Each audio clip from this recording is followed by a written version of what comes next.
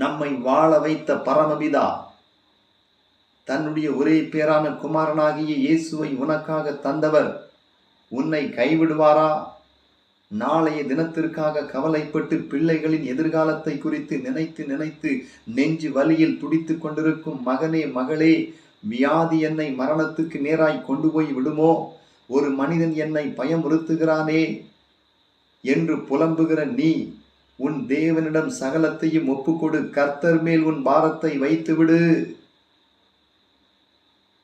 பயப்படாதே, பயப்படாதே.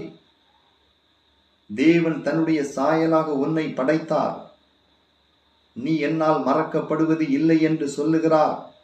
நான் உன்னை கைவிடுவது இல்லை என்று சொல்லுகிறார். நான் உன்னை விட்டு விலகுவது இல்லை என்று சொல்லுகிறார். உன் பலவீனத்தில் என் பலம் பூரணமாய் விளங்கும் என்று சொல்லுகிறார். என் கிருபை உனக்கு போதும் என்று சொல்லுகிறார். முதலாவது தேவனுடைய ராஜ்யத்தையும் அவருடைய நீதியையும் தேடுங்கள்.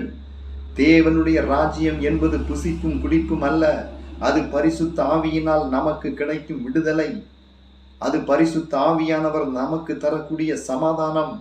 அது பரிசுத்த ஆவியானவர் நமக்கு தரக்கூடிய சந்தோஷம். தேவனுடைய ராஜ்யம் என்பது பரிசுத்த ஆவியின் அன்பின் ஆளுகை நிறைந்தது. நீதி என்பது தேவனால் நமக்கு அருளப்பட்ட இலவச மீட்பாகிய இயேசு கிறிஸ்துவை விசுவாசிக்கும் பொழுது நம்முடைய பெயர் பரலோகத்தில் எழுதப்படுகிறது. அவருடைய ராஜ்யத்திற்குள் நாம் வரும் பொழுது கர்த்தருடைய ஆவியானவர் உனக்கு புதிய காரியத்தை செய்கிறார். அல்லேலூயா!